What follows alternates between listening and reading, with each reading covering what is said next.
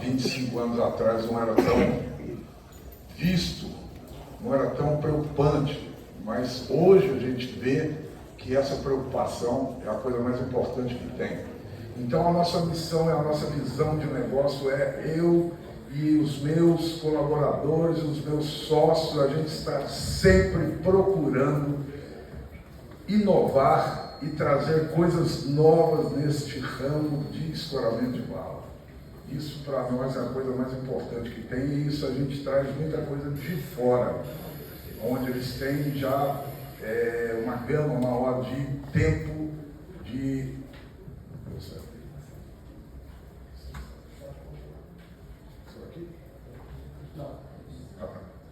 Mas vamos lá, falando na NR18, todo mundo conhece, não vamos alongar muito, mas ela fala, é obrigatório o escoramento de bala com profundidades superiores a 1,25. No 18.6.5 ele fala que os taludes instáveis das escavações com profundidade superior a 1,25 devem ter sua estabilidade garantida por meio de estruturas dimensionadas para esse fim. Muito bem, a NR18 ela é muito tímida. Ela fala que precisa, mas ela não fala o que precisa, ela não fala quando precisa, ela não fala que jeito que você tem que usar o escoramento, ela fala que precisa.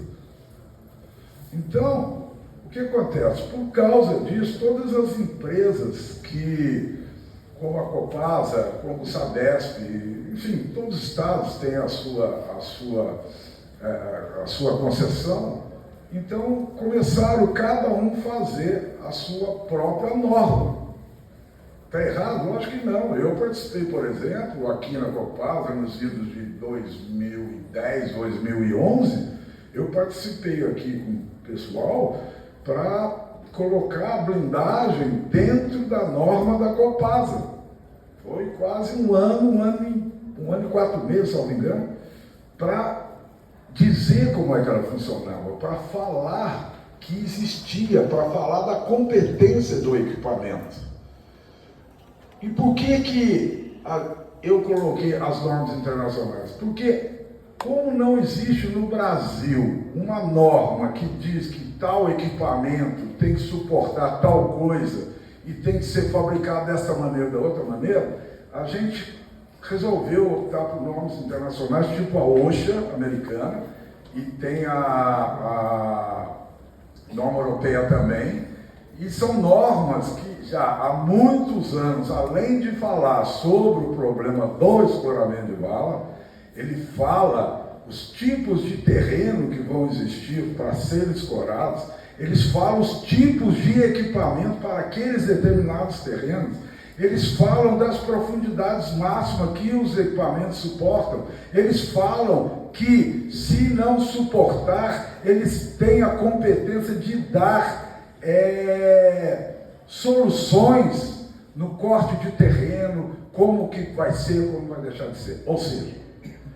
eles estão muito à frente. Então, por causa disso que a nossa empresa optou de pegar as instruções todas e colocar no nosso mercado brasileiro para a gente estar acompanhando o par e passo com o mercado internacional.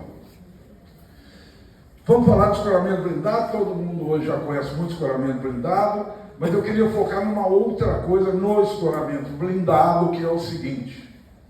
Hoje em dia, o escoramento blindado existe, ele está lá, ele suporta, é tranquilo, o funcionário entra, trabalha, mas tem uma coisa que a gente está vendo que é importante, que eu gostaria que os senhores prestassem atenção. A pessoa, quando entra dentro da vala, vocês podem prestar atenção, a escada que a pessoa está entrando, normalmente, 95% das vezes, é uma escada de madeira, uma escada que não tem norma nenhuma, é uma escada que pode causar um acidente. Uma outra coisa muito importante é o próprio guarda-corpo, porque quando a vala existe, tem muito curioso. O curioso chega aqui e quer botar o olhão lá e vai cair. E se cair, quem que é o prejudicado? É a empresa concessionária, é o próprio consultor que está lá. Então, hoje, as empresas de mineração que a gente tem alugado demais, hoje eles exigem que tenham já a escada e tenham também o guarda-corpo. Então, uma coisa que eu gostaria de colocar para vocês começarem a pensar da existência. Isso também é importante. É como vocês, vamos dizer assim, comprassem um carro de última geração com airbag para tudo quanto é canto, com pneu careca. Pneu careca vai furar e vai causar um acidente. Tudo bem, o airbag segura para não morrer, mas o acidente houve. Essa está sendo uma das preocupações nossas que eu gostaria de compartilhar com os senhores, da existência dessa escada e desse guarda-corpo também. Eu acho que a gente já tem que começar a se preocupar com isso. Sobre a blindagem de alumínio. A blindagem de alumínio hoje está muito em foco, é uma blindagem leve, extremamente competente, bom para fazer essas manutenções rápidas, porque é um material extremamente leve. Uma blindagem dessa completa no máximo 200 kg, cada parede é coisa de 75 kg, 80 kg. Então não tem, você carrega num caminhão pequenininho, essas coisas todas. O detalhe que é importante foi que, quando nós fizemos a nossa primeira blindagem de alumínio, a gente fez como todas as outras empresas.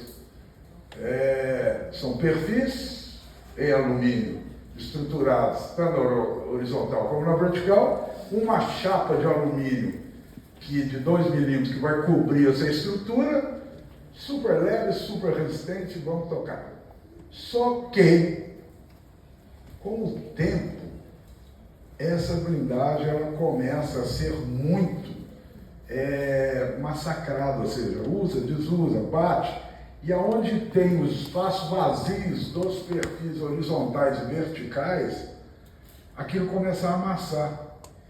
E aquilo começa, assim, quem compra não quer que a coisa estrague, né? A gente quer que dure, a gente quer que fique por mais tempo.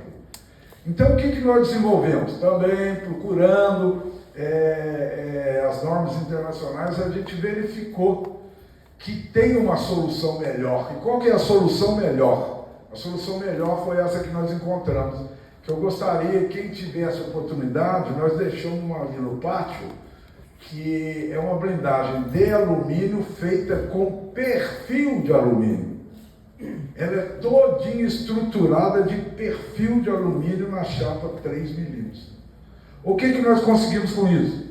Nós conseguimos nada mais, nada menos, aumentar a capacidade de carga dela, que hoje uma blindagem de alumínio é solicitado na faixa de 19 kPa. Nós conseguimos com isso aumentar 16% da capacidade de carga, ou seja, ela foi para 23 kPa. E por que isso é bom? Isso é bom pelo seguinte: com essa capacidade de carga, dependendo do tipo do terreno a ser escorado, a gente consegue ela fazer sobreposta. Então, hoje, com a nossa blindagem de alumínio, eu garanto, obviamente depende do tipo de terreno, mas eu garanto a sobreposição dela, ou seja, eu garanto que ela atinge 4 metros de profundidade sem mexer na estrutura dela. Então, é isso que, assim, o bacana nessa história, que é a nossa missão da empresa, é estar procurando fazer sempre o melhor e sem gastar mais. O objetivo de hoje é exatamente de um equipamento que a Copasa adquiriu, que, devido aos grandes problemas que a gente sabe, era um escoramento de ponta-leteamento, escoramento descontínuo e contínuo, feito de madeira. E a madeira, hoje em dia, a gente sabe que, além de ser uma coisa que é nobre, né, a gente não pode mais ficar fazendo descarte dela, a gente conseguiu desenvolver um produto que faz o ponta-leteamento, escoramento descontínuo e escoramento contínuo, que a gente chamou de 3 em 1.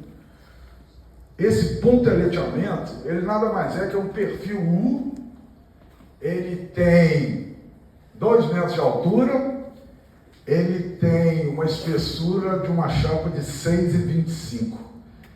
E ele é preso, esses dois perfis são presos através de duas estroncas metálicas pré-posicionadas dentro do perfil.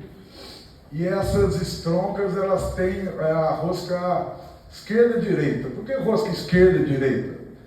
Porque quando você monta o equipamento, antes de colocar na vala, ele vai precisar de um ajuste fino. Esse ajuste fino, por quê? Porque quando a reto faz o corte do terreno, é um material bruto, é um material que ela não vai chegar e tirar na mesma proporção o mesmo terreno na mesma distância. Então a gente vai precisar de um ajuste fino. E esse ajuste fino é feito exatamente por causa dessas estroncas com rosca direita e esquerda. Porque quando você faz esse movimento, o perfil se chega no solo. Quando você vai fazer a desforma, você, com o movimento ao contrário, vem o conjunto todo. Diferente de uma escola pura e simples que só empurra. Aí você, na hora que vai fazer a desforma, você tem que tirar a outra com a mão. Uma você puxou, a outra tem que vir com a mão. Então a grande sacada também desse tipo de estroncamento é a oportunidade de ser fácil e objetivo de ser montado e simplesmente de ser apertado dentro da vala. Presta atenção, esse mesmo equipamento, vocês estão vendo lá, que são vários ponteleteamentos. Olha só, olha o 2 e 1. O ponteleteamento com as estroncas, a cada 1 metro eu vou fazer um escoramento descontínuo, que a própria norma de você diz que ele tem que estar a cada 1 metro de montante. O detalhe que tem é, aquele perfil que está na horizontal é o mesmo do ponteleteamento. Ou seja, quando você comprou, quando você adquiriu, quando você locou, você está com o mesmo equipamento que faz o ponteleteamento. Se por um acaso naquela obra precisou de um escoramento descontínuo, o próprio equipamento se transforma para que isso aconteça. O detalhe que tem é que nós resolvemos colocar essa parte horizontal, a gente resolveu colocar ela do lado que vai receber a carga do terreno. Por que isso?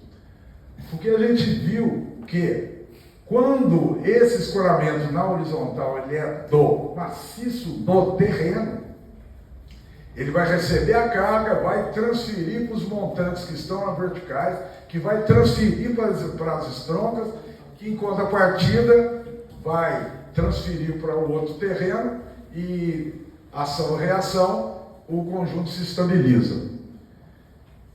Quando a gente fez isso, foi-se pensar de colocar esse perfil por dentro do ponteleteamento. E a gente viu pelas cargas que, desta maneira, a gente tem uma capacidade 17% superior ao perfil interno dentro da vala. Então, a gente achou por bem de colocá-lo para fora para dar uma garantia maior de estabilidade no terreno. E por fim, o escoramento contínuo, que nada mais é o descontínuo coberto com uma chapa metálica, que ela é pré-calculada em função do terreno, mas que é uma chapa de 3 milímetros, que ela atende muito bem os terrenos hoje que vão utilizar o escoramento contínuo, e a gente consegue, com essa chapa e com esses equipamentos, atingir o objetivo final, que é, com um único equipamento, com um único gasto, você atingir 3 tipos de escoramento dentro da possibilidade de qualquer terreno ser atendido. Esse foi o nosso foco, essa foi a nossa grande ideia de estar sempre atento para que qualquer investimento feito tenha que ser um investimento que atenda a mais coisas, né? Porque seria muito ruim, eu tenho que ter um equipamento de ponta-elejamento, eu tenho que ter um equipamento de escoramento contínuo, eu tenho que ter um equipamento de escoramento contínuo, ou seja, a gente que tem empresas de locação, a gente não consegue distribuir tanto dinheiro, ou eu vou ter pouco equipamento, ou eu vou ter que diluir muito dinheiro e muito equipamento. Então a gente, com esse desenvolvimento, com essa ideia, a gente conseguiu atingir o nosso objetivo. Ali fora, não sei se vocês já perceberam, mas tem esses 3 tipos de equipamento que seria bom vocês darem uma olhada, né? Se conhecer, prazer. Eu sou o escolamento, o ponta-elejamento, eu sou a blindagem de alumínio, enfim, sentir é bom, sentir faz parte, sentir é gostoso de você estar vendo e falar assim, cara, eu vou usar isso. Então,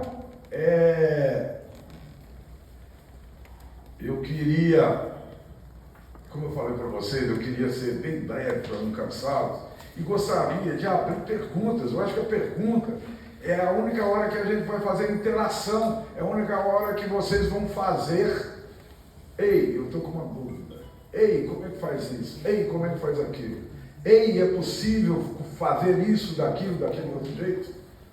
Então me ponho à disposição aí para as perguntas sejam feitas e agradeço muito o convite, agradeço a organização, a gente vai estar sempre aqui junto com vocês quando precisarem, porque é um tema muito complexo, é um tema que a gente pode mergulhar em algumas coisas mais profundas e é um tema que a gente tem que discutir todo dia, porque envolve vidas humanas.